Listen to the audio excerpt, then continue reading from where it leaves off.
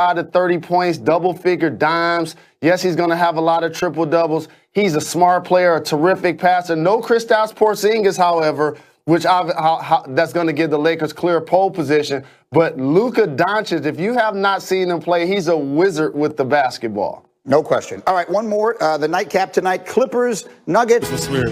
Merry Christmas, everyone. Enjoy.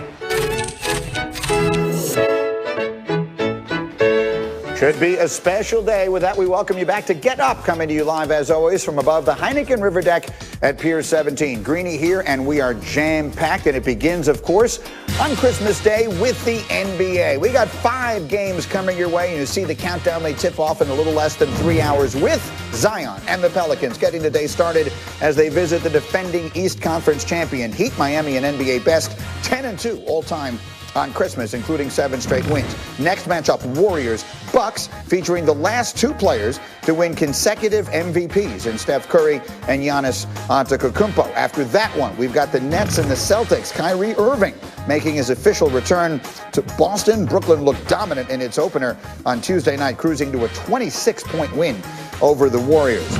LeBron takes center stage with the Lakers against Luka and the Mavs. This is the 14th straight season that LeBron will be playing in Christmas, tying Kobe for the longest streak in NBA history. And then close out the night, Clippers, Nuggets, a rematch of last year's playoffs where Denver came from 3-1 down to stun the Clippers and move on in the West Conference playoffs. That was last year. We'll see what happens tonight.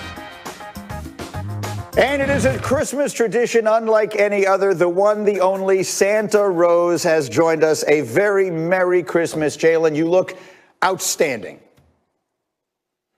That's mutual, my brother. Happy holidays. Well, thank you. We look a little different today from each other. Now, we saw earlier you were fiddling with that. Where did you wind up putting the microphone on the Christmas onesie? So I just not realized something when I was preparing to do the show, trying to be a highly trained professional. It's really tough to place a mic on a onesie, you know? So I had to kind of close the camera and kind of take it up through the ankle, Greeny, you know? Kind of like I had to take it up through here, you know? It was crazy, but I even got the shoes and everything, man. I'm in the Christmas spirit for sure, man, you know? I even got a pedicure yesterday. Look at this, like a baby's bottom. Look at this, for the holiday. That is not the way America expected to wake up on Christmas Day, with a good look at a very handsome man's Wake feet. Up, okay. Get up, get up, get up, get up. Let's go through today's games in the order they'll be played, and you tell us what gift the NBA has given us in each of these. And let's start with the Pelicans and the Heat. What is the Christmas gift that we will receive from that game today? Thank you, Commissioner Silver, for delivering a champion in the bubble last year, getting us NBA basketball. And the first game I'm looking forward to is Zion Williamson. Remember this freak athlete that we were talking about at Duke University, Greeny? Got to the league, dealt with some injuries, had some minutes restrictions. However, he was a point a minute. This dude averaged around 25 points. He's going to be outstanding under Stan Van Gundy, running alongside his all-star partner from last year, Brandon Ingram. I'm going to ask you one question per each one of these, and my question for you is this. If Zion is healthy all year and is not on a minutes restriction, when we get to the end of the season, will he be in the MVP conversation? Will he be that good? Not in the MVP conversation. I'm going to tell you the conversation he will be in, though. The playoff play-in conversation. You know those Final Four teams that get a chance to play for those last 2 spots? He'll be in that conversation. Okay, fair enough. Next game is Warriors-Bucks. What is the Christmas gift you were looking for in that game? So starting the day, Greeny, I want to see Steph Curry become that guy that took the world by storm and lead these Golden State Warriors to the playoffs without his splash brother, Klay Thompson. When KD left OKC, Russ was able to do that. Since Dame has been in Portland, he's been able to do that. I anticipate Steph Curry being healthy this year and him being able to play back at an all-NBA caliber level. Okay, that actually answered my question on that. So let me skip to the next one, which I think is the most intriguing game of the day. Nets, Celtics, what gift are you looking for in that game? Wow, dynamic duels on both sides and the level of relevancy that we now have in New York watching quality basketball in Brooklyn. led by KD, who's coming back from an Achilles injury, and Kyrie Irving. Two of the best scorers, isolation players we have in the league. So many oohs, so many ahs, so many opportunities to get these guys to make plays for their team. And on the other side, a dynamic young duo in Jason Tatum, who just hit a game-winning shot off the glass, and Jalen Brown, who will be all NBA defense. Just look at these dynamic duels we have going in the league.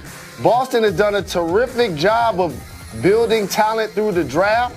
I just hope that they can get some production from the 5 spot with Tristan Thompson, etc., to give these guys some balance, because they're going to be terrific on the perimeter. If I told you this was a preview of the Eastern Conference Finals, Boston and Brooklyn, would you agree or disagree? I wouldn't be mad at it at all, Greeny. Here's the thing about the East being so very wide open since LeBron left. Kawhi goes to Toronto, they win the East. Jimmy Butler goes to the Heat, they win the East. So now a couple of teams that have been left at the altar. The Sixers, the Celtics, and the Bucks have been left at the altar. It's up to those teams to see if they can get over the top. We're going to include the Nets in that conversation, even though Kevin Durant is coming off a major Achilles injury. All right, Jalen, the next game, obviously a huge spotlight on the big stars. Mavericks, what are we looking for? Paul George. Paul George, because during this pandemic, I've seen a lot of people assassinate his character and call him Pandemic P and joke that he was Playoff P, and he wasn't getting it done on that side. But on the other side, my guy, the Joker. Did you see the numbers he put up in the first game, Greeny? 20-plus points, 14, 15 rebounds and dimes. The Denver Nuggets beat the Clippers last year after trailing 3-1. This is going to be a great nightcapper tonight. The Clippers and the Nuggets. Going to be a terrific day of basketball, and there's no better way to start it than with you. My friend, a very Merry Christmas to you and Molly and your whole family. I can't wait to see you. Thank you. Enjoy the day. Merry Christmas to you, Stacey. We will see, among others, LeBron James. Feels like just yesterday we watched him hoist another Larry O'Brien trophy after the Lakers knocked off the Heat in the finals. Now they're chasing another.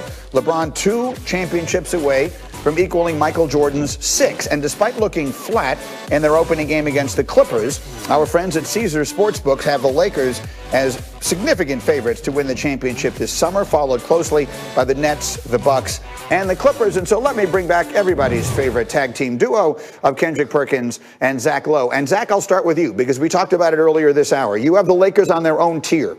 If someone is going to beat them this year, who is that someone going to be? Zach Lowe.